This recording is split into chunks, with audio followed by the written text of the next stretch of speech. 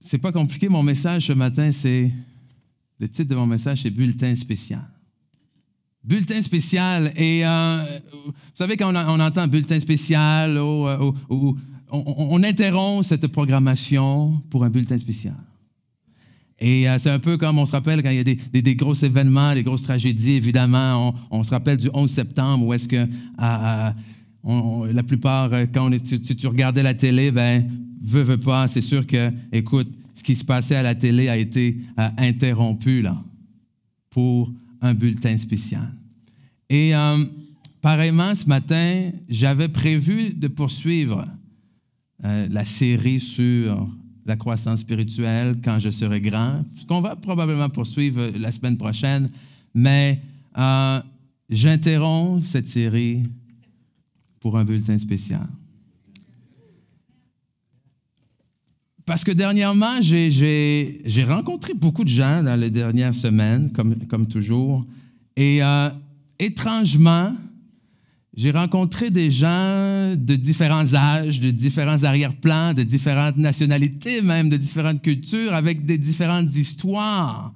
Et même si chaque personne me racontait quelque chose de différent, étrangement, je finissais par leur dire presque exactement la même chose. Et au début, je me sentais un petit peu mal, un petit peu, tu sais, quand tu vas à la pharmacie, puis que tu dis « Ah, j'ai mal dormi cette nuit, j'ai mal au dos, ah, prends une Advil. » Ou après « Ah, j'ai mal à la tête, prends une Advil. » Ou, tu sais, les Advil, ça règle tout. Hein?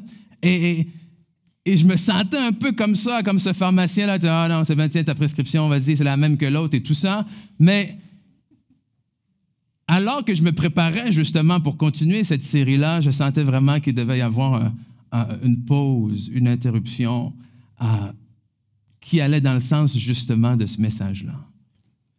Et je me suis dit que tant qu'à le dire à une personne à la fois, autant le dire à tout le monde en même temps. OK? Pas parce que je veux me sauver du temps, mais parce que je pense que ça signifie peut-être qu'il y a plus qu'une personne qui a besoin de l'entendre. Et aujourd'hui, j'interromps la programmation pour un bulletin spécial, pour un message très simple. Et ce message est le suivant. Dieu vous aime.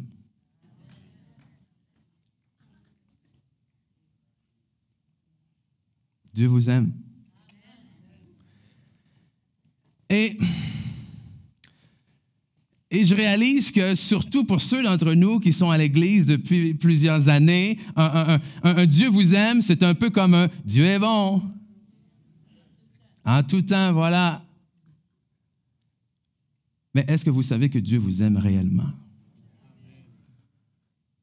Parce qu'à quelque part, on a beau poursuivre cette série-là sur la croissance spirituelle, mais je réalise qu'en fait, pour qu'un enfant puisse grandir dans le naturel correctement, il doit pas seulement être aimé, mais il doit savoir qu'il est aimé. Et spirituellement, si on veut grandir et croître spirituellement dans ce domaine spirituel avec notre Père éternel, à un moment donné, il va falloir l'amour. Il va falloir réaliser que Dieu nous aime. Et il va falloir recevoir cet amour-là. Et pourquoi je dis recevoir? C'est parce qu'à la fin de la journée, pourquoi est-ce que toutes ces rencontres-là en revenaient un peu au même message? C'est qu'à la fin de la journée ou au commencement de la journée, peu importe comment vous voulez, au commencement était Dieu et la parole. Au commencement, c'était l'amour. Et tout ce qui a été créé par l'amour. Et pour l'amour. Donc, quand il y a quelque chose qui cloche, c'est dans nos vies, c'est qu'à quelque part, il y a quelque chose qui cloche au niveau de l'amour. Et je m'explique. Parce que plusieurs d'entre nous, peut-être naturellement, dans le naturel, on n'a pas reçu d'amour. Et tristement, c'est ça. Les gens qui étaient supposés nous donner de l'amour ne nous l'ont pas donné. Ou, malgré qu'ils aient été bien intentionnés, nous l'ont mal donné. Ou peut-être, troisièmement, vous savez, il y a des gens qui ont eu beaucoup d'amour, mais que pour une raison ou d'une autre, ne l'ont juste pas reçu. Que les gens qui vont mal, entre guillemets, que les gens qui ont des problèmes, on pense toujours que c'est parce qu'ils sont nés dans des mauvaises familles. Ou qu'il y a eu un gros manque d'amour. Et c'est vrai que c'est difficile lorsque tu as grandi dans une famille où tu n'as pas reçu d'amour. C'est difficile de recevoir le concept de l'amour. Mais il y a des gens qui ont reçu de l'amour, qui ont eu des parents aimants, mais pour une raison ou d'une autre, n'ont pas été capables de recevoir cet amour-là. Et ce que ça fait, quand tu n'arrives pas à recevoir cet amour, mais, tu sais, si tu penses en tant qu'enfant que tes parents ne t'aiment pas, qu'est-ce qui arrive? Tu crois à ce moment-là que tu ne fais pas partie de la famille. OK? Si tu crois que Dieu ne t'aime pas, ou que Dieu t'aime seulement d'une manière conditionnelle, qu'est-ce qui arrive? C'est qu'à ce moment-là, tu as de la difficulté à croire que tu fais partie de la famille. Et si tu fais partie de la famille, tu es quoi? Tu es un fils ou une fille. Mais pour les biens, okay, pour question de temps, je vais employer le terme fils. C'est correct? Okay? Parce que c'est ce que la Bible dit. De toute façon, on est des fils. Et moi, de toute façon, je suis l'épouse de Jésus-Christ. Donc, c'est correct. On est quitte, OK?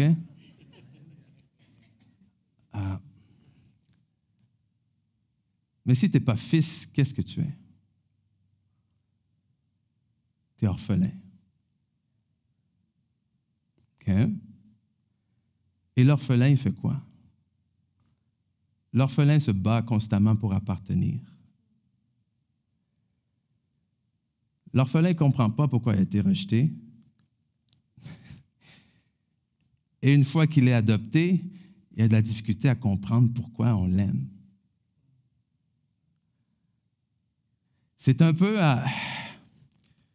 vous m'excuserez mon besoin constant de revenir aux analogies sportives. Mais c'est un peu comme les athlètes quand ils se font échanger. D'un côté, tu as la réalité qu'il y a une équipe qui ne te veut plus.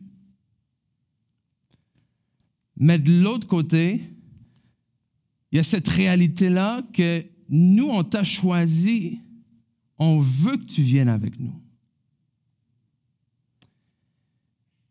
Mais dans la carrière de plusieurs athlètes, ce sont des moments extrêmement difficiles, ça. Parce que tu jongles avec cette idée-là de rejet. Et là, si tu gardes cette mentalité-là de « j'appartiens nulle part » ou « j'essaye d'appartenir de quoi que ce soit », qu'est-ce que tu veux? Tu veux prouver à ceux qui t'ont laissé aller, qui ont fait une erreur, et tu cherches à prouver à ceux qui t'ont accepté, qui ont pris la bonne décision. Plutôt que juste de résider dans l'amour. Et c'est pour ça qu'aujourd'hui, je vous dis, Dieu vous aime. Il vous a choisi. Avant votre premier souffle. Parce qu'étrangement,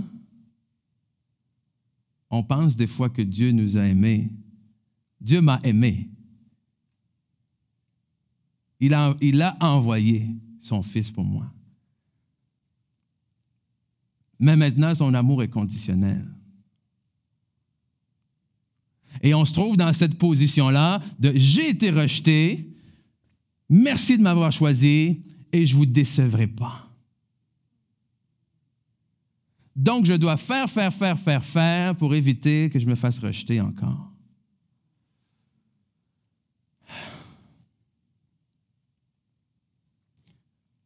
Et il faut que ça rentre.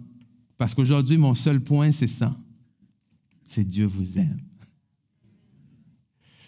Et je veux le montrer à travers cette parabole que plusieurs d'entre nous avons déjà entendu maintes et maintes fois, mais je vous demande justement d'ouvrir vos cœurs et de ne pas dire « Ah, encore cette histoire-là. » OK? En Luc, chapitre 15, on voit deux frères, en fait. On voit deux frères qui, exactement de la même manière que toutes ces personnes-là à qui j'ai parlé dernièrement, ont des personnalités différentes, ont fait des choix différents, ont des attitudes différentes, mais qu'à la fin, ces deux frères avaient exactement le même problème. Et ce problème est le suivant: aucun des deux n'avait compris l'amour du Père. Et on va le lire ensemble. Luc chapitre 15, verset 11. Il y a plusieurs versets ce matin, mais je pense que c'est important qu'on la lise au complet, qu'on se mette vraiment dans le contexte. Donc, c'est Jésus qui raconte cette parabole-là du fils prodigue. Et il dit encore au verset 11, « Un homme avait deux fils. Le plus jeune dit à son père, « Mon père, donne-moi la part de bien qui doit me revenir. » Et le père leur partagea son bien. Peu de jours après, le jeune fils, ayant tout ramassé, partit pour un pays éloigné où il dissipa son bien en vivant dans la débauche. Lorsqu'il eut tout dépensé, une grande famine survint dans ce pays et il commença à se trouver dans le besoin. Il alla se mettre au service d'un des habitants du pays qui l'envoya dans ses champs pour garder les pourceaux. Il aurait bien voulu se rassasier à des carouges que mangeaient les pourceaux, mais personne ne lui en donnait. Étant rentré en lui-même, donc commençant à réfléchir sur sa situation, il se dit: combien de mercenaires ou de serviteurs chez mon père ont du pain en abondance et moi, ici, je meurs de faim. Je me lèverai, j'irai vers mon père et je lui dirai: mon père, j'ai péché contre le ciel et contre toi. Je ne suis plus quoi? Digne. Je ne suis plus digne d'être appelé ton fils. Traite-moi comme l'un de tes mercenaires. Et il se leva, il alla vers son père. Comme il était encore loin, son père le vit, fut ému de compassion. Il courut, se jeta à son cou, le baisa. Le fils lui dit: mon père, j'ai péché contre le ciel et contre toi. Je ne suis plus digne de t'appeler ton fils. Mais le père dit à ses serviteurs, pas le père dit à son fils, pas le père répondit à son fils, non. Le père dit à ses serviteurs: apportez vite la plus belle robe et l'en revêtez. Mettez-lui un anneau au doigt et des souliers aux pieds. Amenez le veau gras et tuez-le. Mangeons et réjouissons-nous, car mon fils que voici était mort et il est revenu à la vie. Il était perdu et il est retrouvé. Ils commencèrent à se réjouir. On va faire une pause ici. Hein? Ce jeune fils représente l'attitude des fois de certains d'entre nous. Et j'ose dire, vu ce bulletin spécial, de plusieurs d'entre nous. Ou est-ce que, pourquoi je dis qu'il n'a pas compris l'amour du Père, ou il n'a pas compris la position qu'il avait avec le Père, c'est qu'il a cru justement que ses fautes et ses erreurs l'ont dépositionné, si je peux me permettre ce terme, de cette position de fils. Il a cru, en fait, que ses erreurs lui ont fait perdre l'amour de son Père. Et à cause de ses erreurs, et parce qu'il a perdu l'amour de son Père, il n'est plus digne maintenant d'être appelé fils. Traite-moi comme un de tes mercenaires, comme un de tes serviteurs. Qu'est-ce qu'un serviteur? Un serviteur, c'est quelqu'un qui travaille et selon son travail, selon la qualité de son travail, tu le paieras. Bref, il reçoit selon ses œuvres. Et ce fils, bien qu'il était fils, avait cette mentalité-là de serviteur. Ou en tant que fils, je reçois selon mes œuvres. Mais en tant qu'enfant, là, vous ne recevez pas selon vos œuvres. Vous recevez parce que vous êtes les enfants. Amen? Mes enfants n'ont pas le droit de manger parce qu'ils ont passé une bonne semaine. Et j'espère que c'est la même chose pour les vôtres. Ils ont la nourriture sur la table simplement parce que c'est mes enfants. Et ils n'ont absolument rien à faire pour ça. Et Dieu nous aime simplement parce que nous sommes ses enfants. Et lorsqu'on tombe dans les œuvres, on passe à côté de l'essentiel du message de l'Évangile et du plus grand des commandements qui est quoi? Aime le Seigneur ton Dieu et aime ton prochain comme toi-même. Et ce qui arrive, c'est qu'on veut œuvrer maintenant, mais en dehors de l'amour de Dieu. Mais ça ne fonctionne pas. Et si on y pense, la raison principale pour laquelle le Seigneur, l'Éternel, a envoyé son Fils, c'est pourquoi? C'est pour pouvoir avoir cette relation-là avec vous. Pas parce qu'il y avait besoin de quelqu'un pour le servir. C'est parce qu'il a fait sa plus belle création, l'homme, et que malheureusement, la personne ou la création ou l'être qu'il aimait le plus s'est détaché de lui. Et il a envoyé son Fils mourir, pas pour que vous puissiez avoir une vie parfaite, pas parce que vous marchiez droit sans jamais faire de faute. Non, non, non, non, non.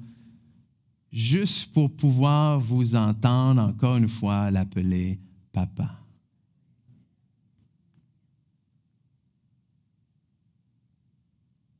Si on met tout de côté, tout ce qu'on fait ici, toute cette vie chrétienne-là qu'on est appelé à vivre, qu'est-ce que Jésus a dit à Marie? Ou à Marthe plutôt? Elle a choisi la bonne part. En parlant de sa sœur. Tu t'inquiètes et tu t'affaires pour bien des choses. Mais nous, on vit notre vie comme ça des fois. Où on se sent coupable des fois de ne pas en faire assez pour le Seigneur, de ne pas en faire assez pour les autres, de ne pas en faire ci. Puis dès qu'il arrive quelque chose dans notre vie, ou dès qu'on a eu une crevaison, ou dès qu'on a eu une mauvaise nouvelle, « Ah Seigneur, c'est parce que je n'ai pas assez prié cette semaine. » Et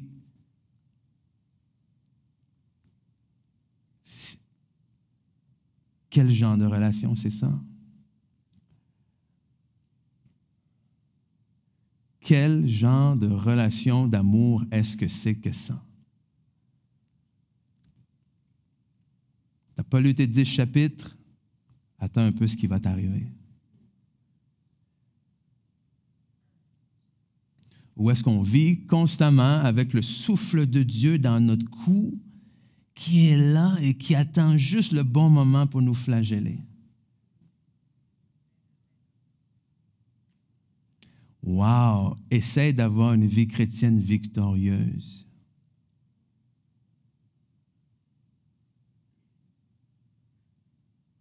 Essaie de grandir spirituellement avec cette mentalité.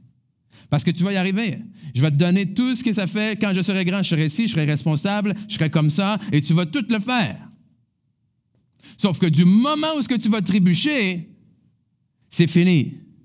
Et pourquoi il y a tellement de chrétiens qui ont des vies de montagnes russes? C'est parce qu'il y a trop de chrétiens qui ont cette mentalité-là de serviteur et d'orphelin. Où est-ce que je dois totalement et tout le temps prouver ma valeur?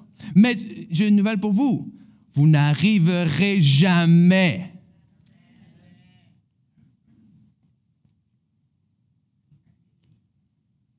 Vous n'y arriverez jamais. OK? Vous n'y arriverez jamais. Je vais le dire encore une fois, vous n'y arriverez jamais. Vous en ferez jamais assez. vous allez en faire peut-être assez pour vous.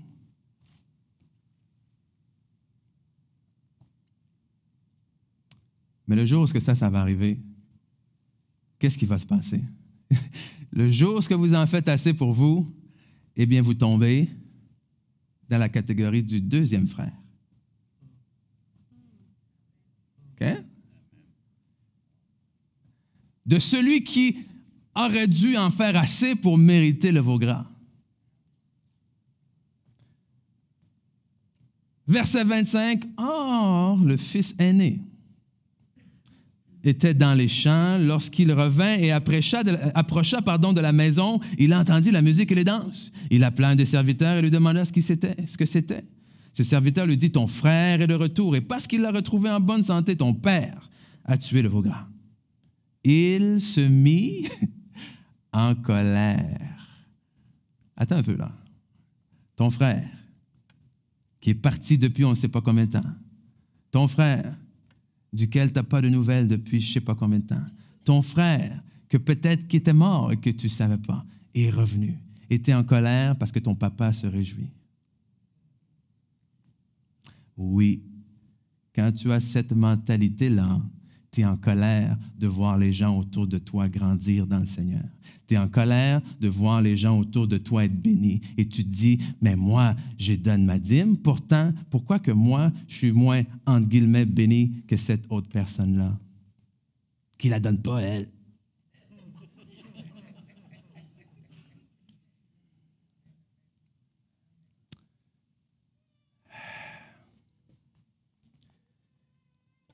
Oui.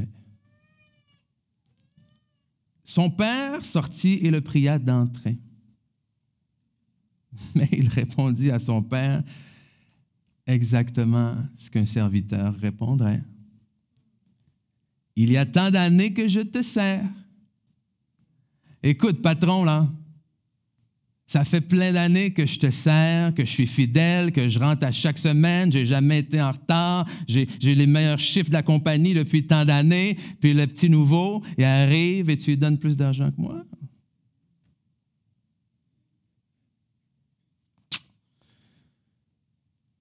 Il y a tant d'années que je te sers sans avoir jamais transgressé tes ordres. Et jamais tu ne m'as donné même un chevreau pour que je me réjouisse avec mes amis. Puis c'est toujours ça. On compare, puis il n'y a pas comparé au veau gras. C'est pas, tu m'as jamais donné un veau gras. C'est comme l'espèce de comparaison. Lui, il a tout fait de croche, puis tu as donné ce qu'il y avait de meilleur. Moi, j'ai tout fait ce qu'il y a de bien, mais tu m'as jamais donné ne serait-ce qu'un chevreau. Tu comprends? Et quand ton fils est arrivé, c'est qui son fils? Oh, celui qui a mangé ton bien avec des prostituées. C'est pour lui que tu as tué le veau gras? Mon enfant, lui dit le père. Et il lui explique en fait, c'est quoi ta position? Hein? Tu es toujours avec moi? Et tout ce que j'ai est à toi. Pourquoi? Parce que tu es mon fils. Pas parce que tu m'as servi pendant toutes ces années. Et ton fils ou ton frère qui revient, il revient dans la position de fils. Alors tout ce que j'ai est encore à lui. Mais il fallait bien s'égayer, se réjouir, parce que ton frère que voici était mort et qu'il est revenu à la vie, parce qu'il était perdu et qu'il est retrouvé.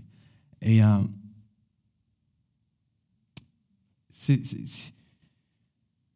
cette mauvaise perception de l'amour de Dieu, ça ne peut que faire une de ces deux choses-là. Soit ça te fait tomber dans la culpabilité, dans la honte, de dire je ne suis pas à la hauteur et je ne serai jamais à la hauteur et je vais essayer de montrer à Dieu que je le mérite. Soit tu tombes dans l'orgueil et le jugement, dans le sens que moi, j'ai fait ce qu'il fallait. Et c'est ce qu'on a souvent dans l'Église. On a ceux qui grandissent et qui donnent l'impression de jamais y arriver, puis qui sont constamment abattus sous le poids de la culpabilité. Et il y a ceux qui regardent de haut parce qu'eux sont arrivés. Et ils se disent, oh, au moins je ne suis pas comme ce publicain.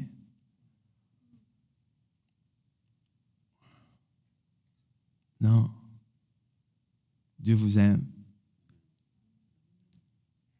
Et ce n'est pas à cause de vos œuvres qu'il vous aime. Donc, s'il ne nous aime pas à cause de nos œuvres, est-ce que ça veut dire qu'il ne peut pas ne plus nous aimer juste à cause de nos œuvres? On est sauvé par la grâce au moyen de la foi.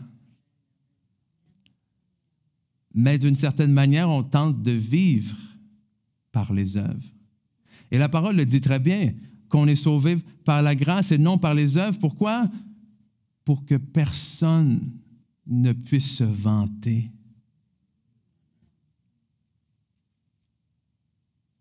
Mais c'est constamment ce qui arrive. On s'enorgueillit parce que cette semaine, j'ai eu une bonne semaine. Cette semaine, ça a bien été. Cette semaine, j'ai réussi à me lever là, à 4 heures du matin à tous les jours pour lire ma parole. Je l'ai faite à tous les jours. Fait que là, je vais bien. Fait que cette semaine, j'ai gagné le droit de pointer le doigt sur mon frère ou ma soeur qui, elle, ne l'a pas fait.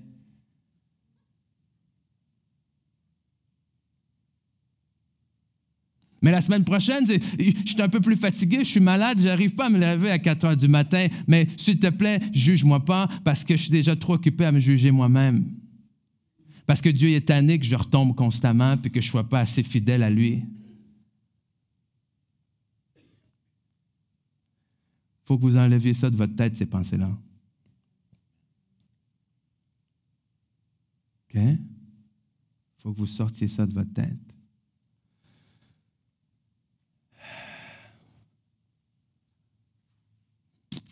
C'est quand vous donnez des tâches à la maison à vos enfants, là. OK. On veut qu'ils deviennent responsables. On veut qu'ils arrivent à s'occuper de certaines choses. Mais ultimement, là, je te demande de tondre la pelouse. Pourquoi? Parce que c'est chez toi aussi. Je te demande de faire la vaisselle. Pourquoi? Parce que tu manges avec ces assiettes-là, toi aussi. C'est pas juste parce que c'est pas une position de serviteur. Amen? Donc, si je sers dans la maison de Dieu, si je sers mon Père, c'est parce que j'appartiens à ça moi aussi. Donc, est-ce que le Fils est serviteur? Oui, mais je sers en une position de Fils dont la maison appartient aussi. Et parce que parce que je bénéficie, oui, de ce qui est dans la maison, par reconnaissance, et par obéissance à mon papa, je sers. Pas pour qu'il m'aime davantage. Okay? Dieu ne pourra jamais vous aimer plus qu'il vous aime maintenant. Et il ne vous aimera jamais moins qu'il ne vous aime maintenant. Ouch!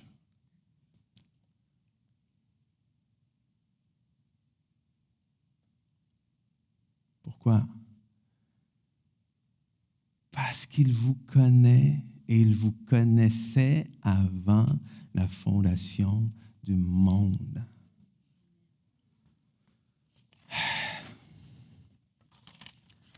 Je m'excuse.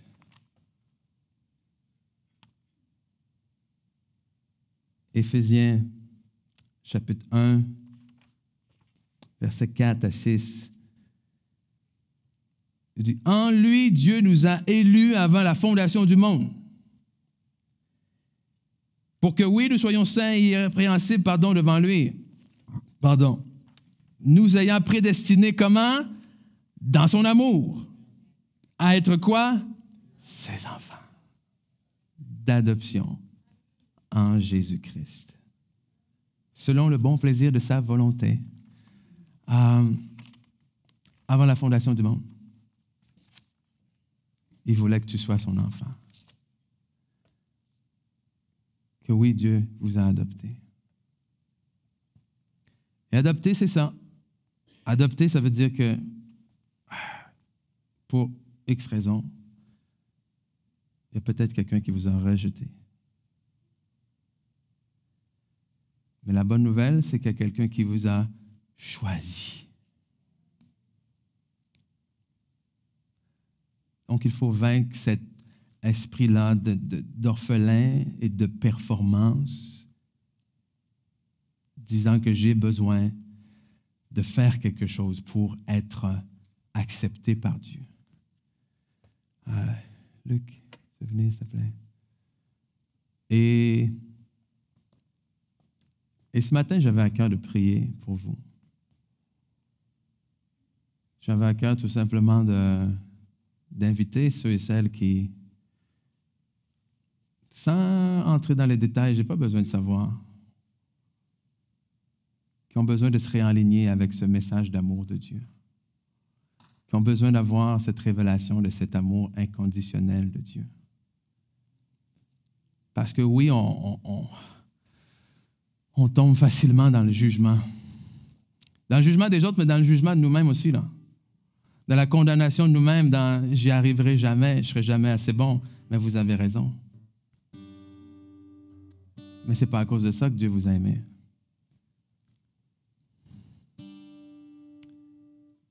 Et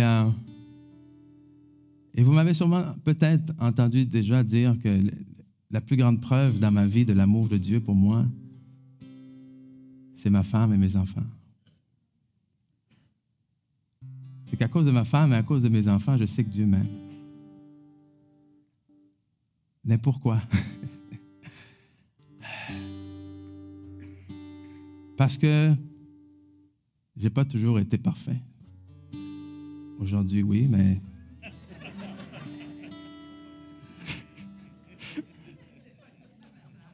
Ouais, c'est ça.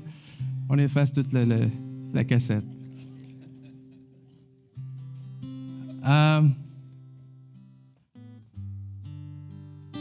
Avant d'accepter le Seigneur, j'ai eu certaines, relations, disons, qui n'étaient pas saines. Et il y a de ces filles-là qui sont tombées enceintes.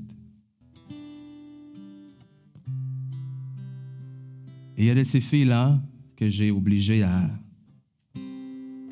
avorter, se débarrasser du bébé.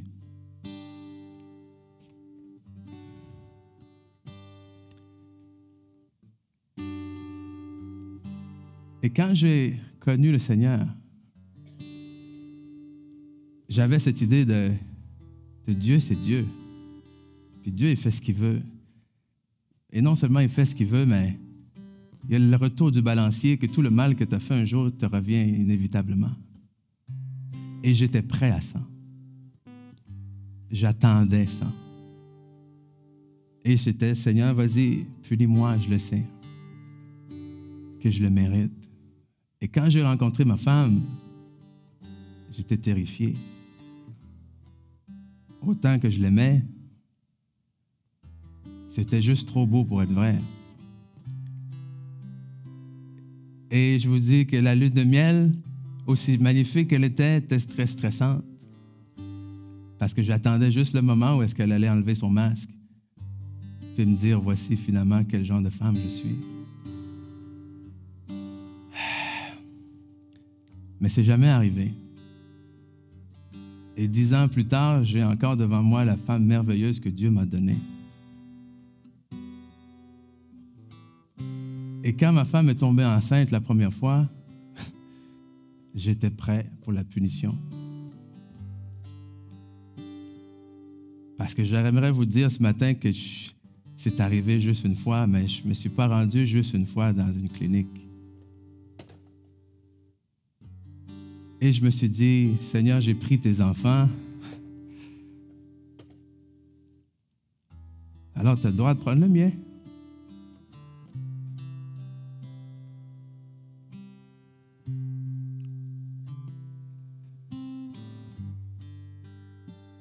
Et j'étais effrayé.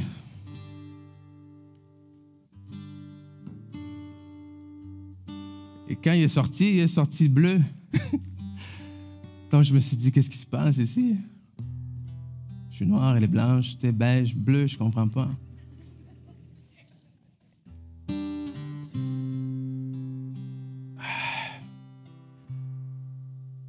Mais c'est jamais arrivé.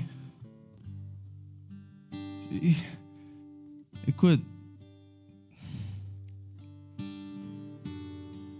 il est né en pleine santé, beau comme tout, et je me suis dit, je mérite pas ça. Je mérite pas ça. Pourquoi est-ce que tu m'aimes autant?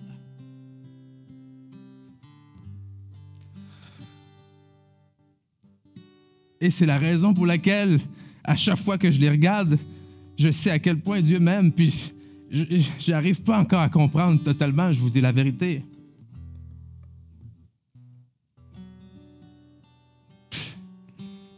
Mais je ne le mérite pas.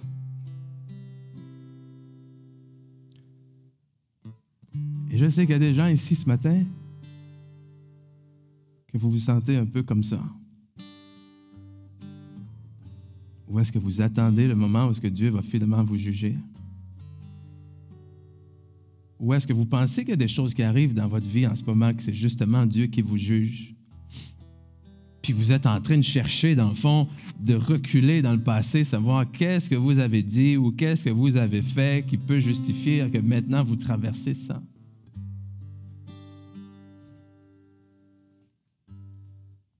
Mais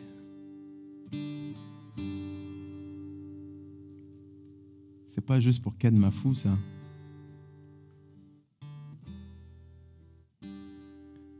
C'est pour chacun d'entre nous.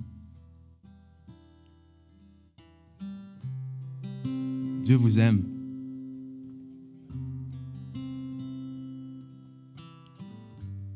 Vous aime d'un amour inégalé, incompréhensible, mais inépuisable. Et comme le Père dans la parabole, il n'a pas bougé. Même si vous le sentez loin, il n'a pas bougé. Il vous attend. Et il n'est pas si loin que vous, aussi loin que vous le pensez. Mais qu'est-ce que je dois faire pour revenir à... Reviens. Reviens. C'est aussi simple que ça, reviens. Reviens pas avec une mentalité de fils plus jeune qui dit « Seigneur, je te demande pardon, puis je recommencerai plus jamais. » Puis... Non. Reviens pas avec une mentalité de fils aîné non plus, de dire, de trouver des excuses, hein, de pourquoi tu es comme ça, puis pourquoi tu as fait ça. Reviens avec humilité. Parce que tout ce qu'il attend, c'est de pouvoir à nouveau te serrer dans ses bras. Et de t'entendre dire « Papa ».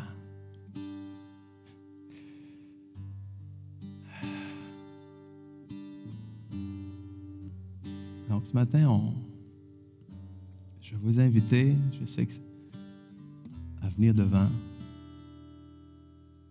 ceux et celles qui veulent tout simplement recevoir la prière dans la direction de ce qu'on a apporté ce matin. D'avoir cette révélation nouvelle-là, cette touche nouvelle de l'amour de Dieu.